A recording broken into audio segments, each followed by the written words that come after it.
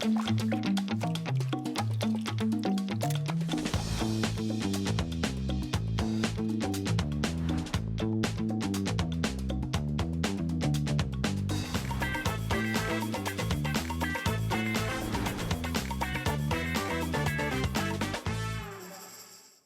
tal? ¿Qué tal? ¿Cómo le va? Sean bienvenidas y bienvenidos a una nueva edición de Vidas, la revista cultural de Telesur. Soy Aisa García y hoy tengo el gusto de saludarle desde el Museo Nacional de San Carlos. Esto está ubicado en el corazón de la Ciudad de México. Y bueno, vamos a recorrer una exposición que abunda en retratos, luces y también miradas que desafiaron el tiempo. Se trata de Catalina Guzmán, Fotochic, esta muestra que rescata la trayectoria y el legado de Catalina Guzmán. Quiero destacar que ella fue de las primeras mujeres en consolidar una carrera artística dentro de la fotografía de estudio aquí en México. Sus imágenes no solo capturaron rostros, y lo vamos a ver, también retrataron una época y abrieron camino para que otras mujeres encontraran detrás de la cámara una forma de expresión y libertad. Quiero que me acompañe en este viaje por la elegancia, la memoria y la historia de la fotografía mexicana. Pero antes, prepárese porque vamos a dar a conocer las novedades culturales más relevantes de la semana. Caracas se llenó de voces con el primer Festival Nacional de Coros. El evento reunió a más de 50 agrupaciones en espacios como el Teatro Nacional y el Teresa Carreño, en el marco del centenario de la compositora venezolana Modesta Bor. Ella es una de las mujeres que ha impulsado el movimiento coral. Ha impulsado desde el siglo pasado para el futuro, con cantos muy alegres, con canto para niños, para niñas, para el sentir de nuestra patria, para el futuro de nuestra patria. Por eso es que es recordada, por eso que es ahora homenajeada. Quizás hemos escuchado a Modesta Bor y no sabíamos que era Modesta Bor.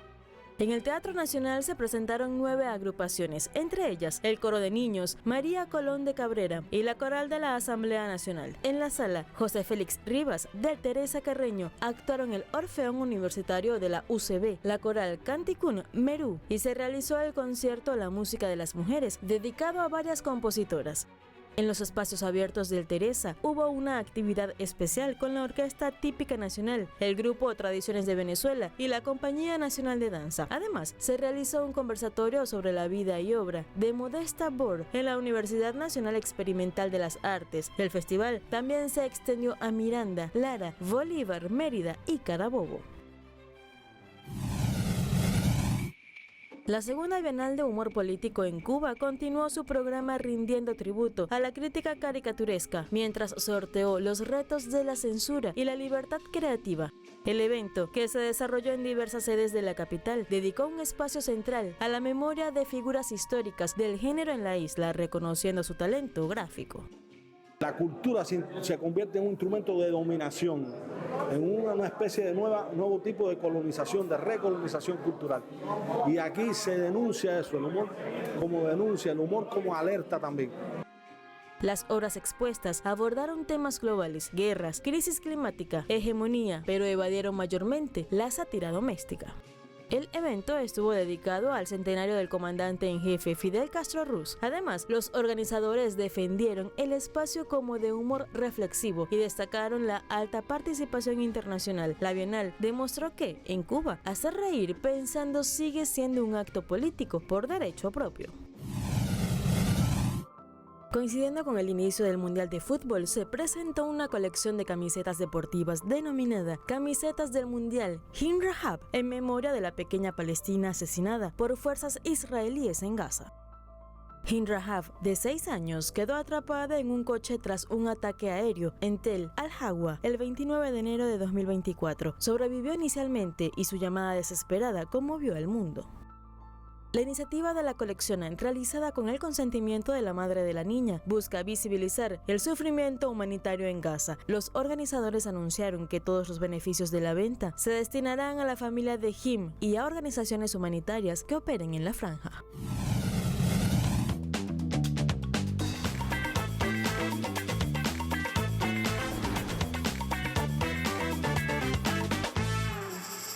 Los libros son el camino para crecer como persona. De eso no hay duda. Yo al menos no lo dudo. Y hoy tengo un libro muy especial, se titula Inventos. Y bueno, son los inventos que usamos a diario, de eso habla, y que rompieron la barrera de la discapacidad. Este libro lo escribió la periodista y activista Bárbara Anderson. Ella revela aquí que muchos objetos cotidianos como el teléfono, el teclado, el control remoto incluso y los subtítulos nacieron para facilitar la vida de personas con discapacidad. Sin embargo, luego son cosas que todos hemos usado. A través de más de 20 historias ilustradas, el libro Inventos muestra cómo la empatía y la necesidad pueden convertirse en motores de innovación. Este libro fue publicado por Alfaguara, es de Penguin e invita a niñas, niños y adultos a entender la discapacidad no como una limitación, sino como una fuente de creatividad capaz de transformar la vida de millones de personas. Usted cuando lo lea va a estar de acuerdo conmigo seguramente. Y bueno, si sí o si no, esos comentarios los puede enviar a @vidastelesur, así nos encuentran en las redes sociales. También a mi cuenta @isatelesur y con gusto continuamos el diálogo.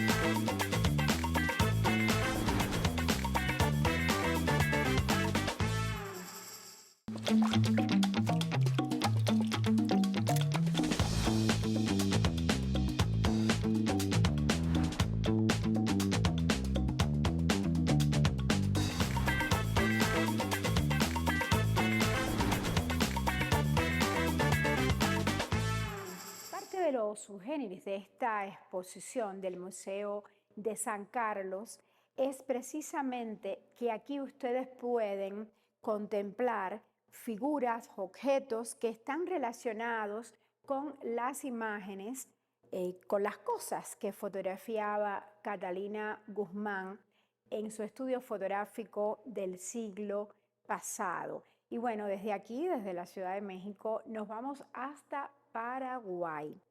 En el país sudamericano vamos a conocer a Oscar Montanía, un talentoso muralista que combina el lenguaje de la cosmovisión indígena con la estética del cómic, visibilizando la cultura de su país y posicionándose en el mapa del arte urbano internacional.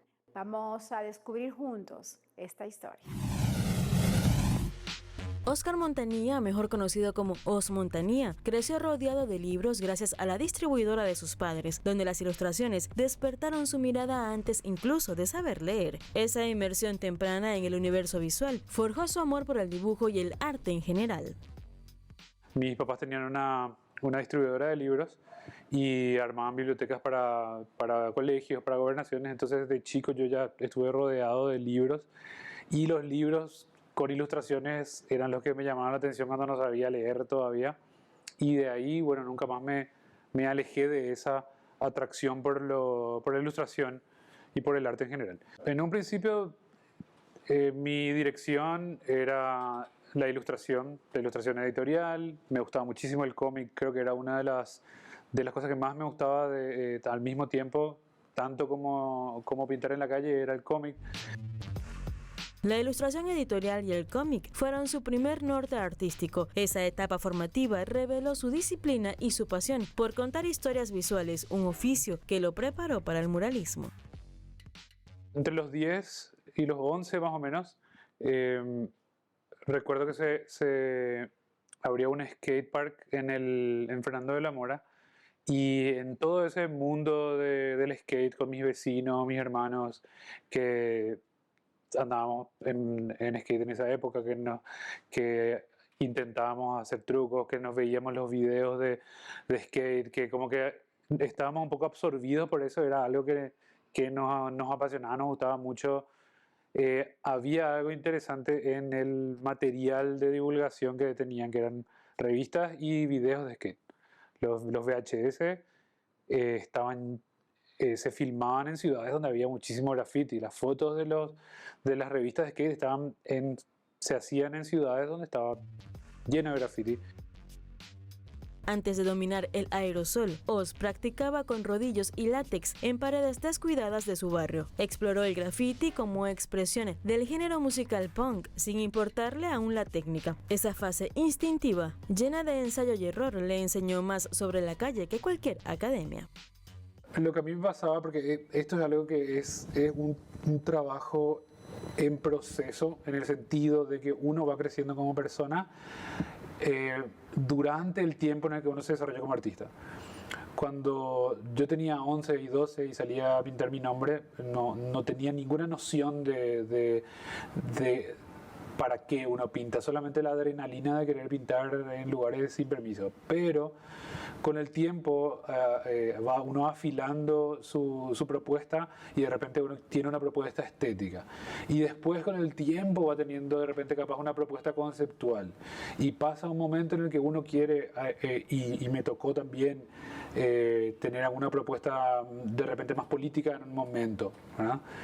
Y luego, ahora mismo, yo creo que yo estoy atravesando un momento en el que me estoy experimentando más con la abstracción.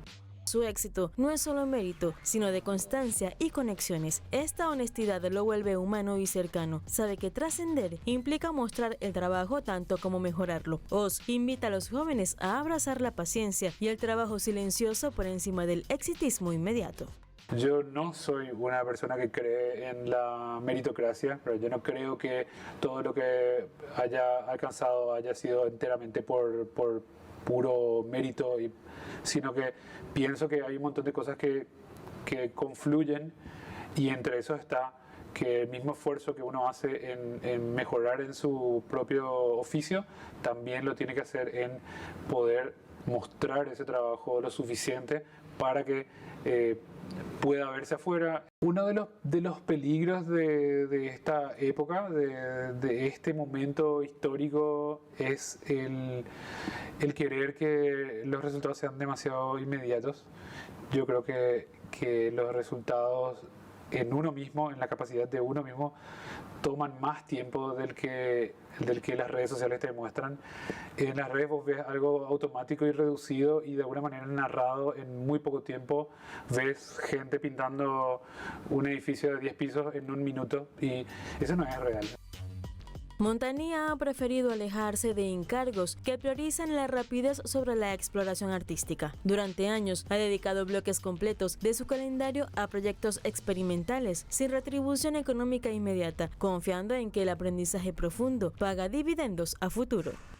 Lo que no tenemos que dejar es que nos avasalle la tecnología, sino que nosotros mismos encontrar la manera de utilizarla para cambiar la narrativa, darle vuelta a las cosas y mantenernos siempre relevantes. O sea, porque el arte es algo que lo tenemos antes de que podamos reconocer que era arte de la época de las cavernas, y va a seguir existiendo cuando el último ser humano se extinga. Así que para mí es algo que por lo que vale la pena esforzarse, por lo que vale la pena proyectarse. Oscar Montañía sabe que las carreteras artísticas duraderas se construyen con silencios y pausas, no con exposición constante. Por eso, anima a los jóvenes a equivocarse sin miedo. Cada error es una lección que ninguna publicación en redes puede reemplazar.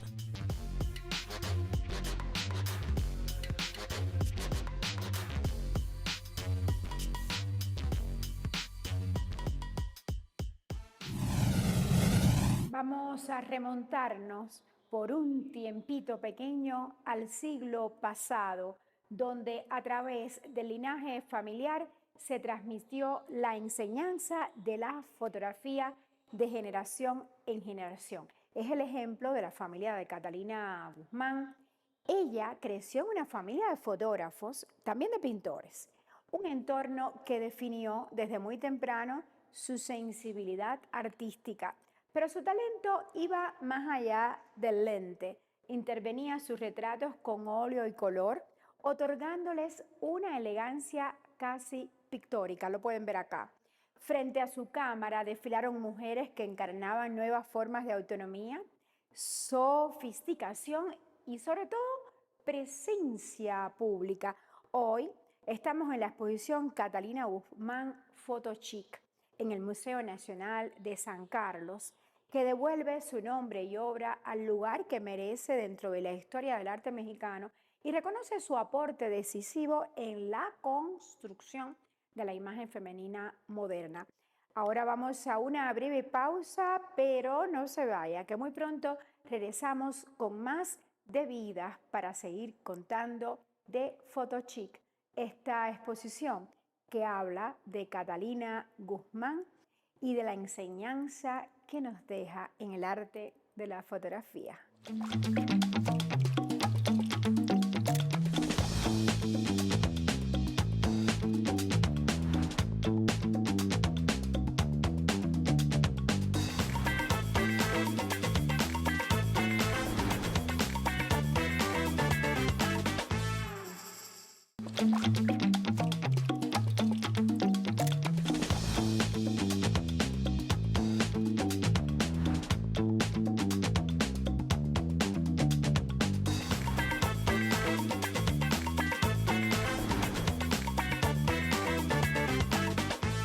Disfruten conmigo de otros ejemplos de los subgéneros de esta muestra. Aquí aparece no solo la imagen de Catalina Guzmán, esta gran fotógrafa mexicana del siglo pasado, sino que esta imagen es acompañada de los objetos que están en ella. Lo vemos acá y lo vemos acá y en gran parte de esta exposición que está en el Museo de San Carlos. Vamos a cambiar de tema, pero no nos vamos muy lejos, porque lo que sigue es la historia del graffiti. Usted sabe que es una expresión que despierta opiniones encontradas.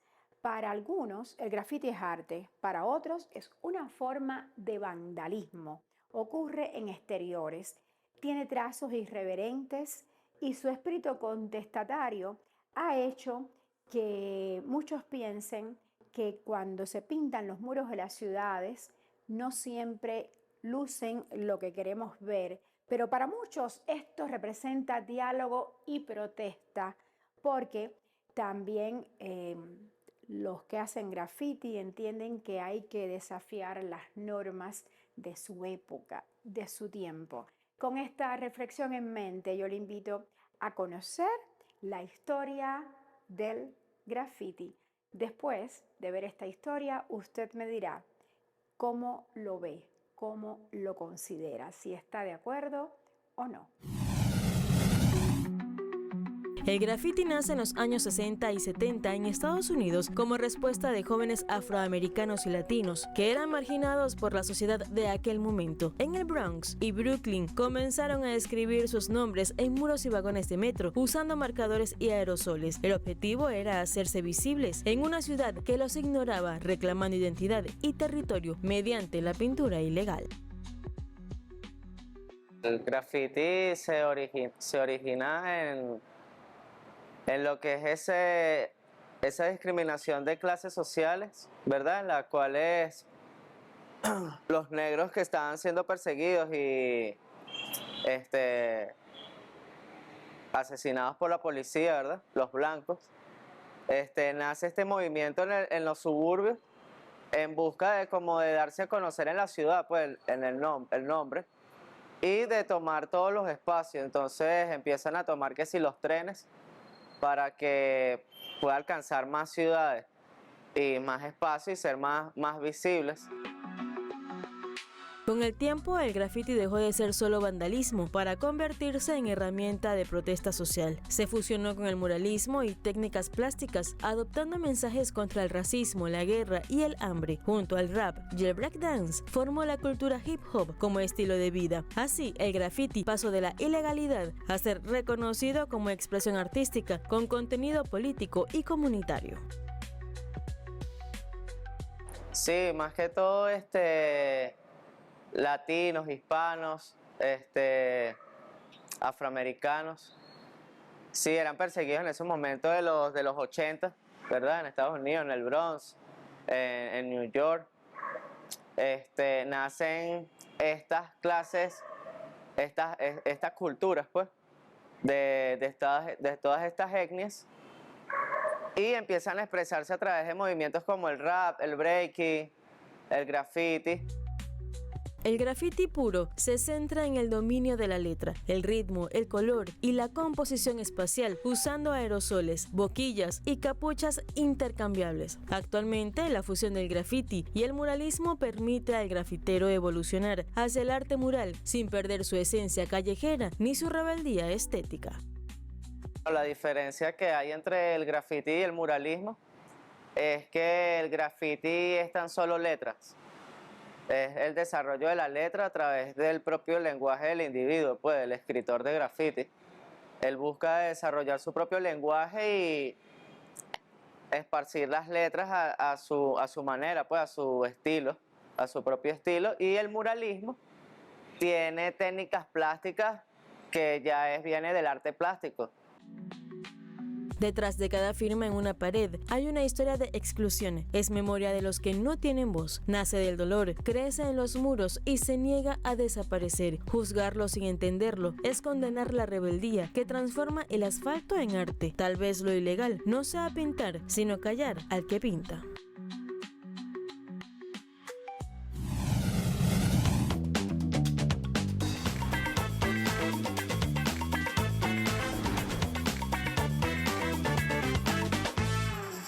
¿Cuánto usted conoce de las diabladas en Bolivia?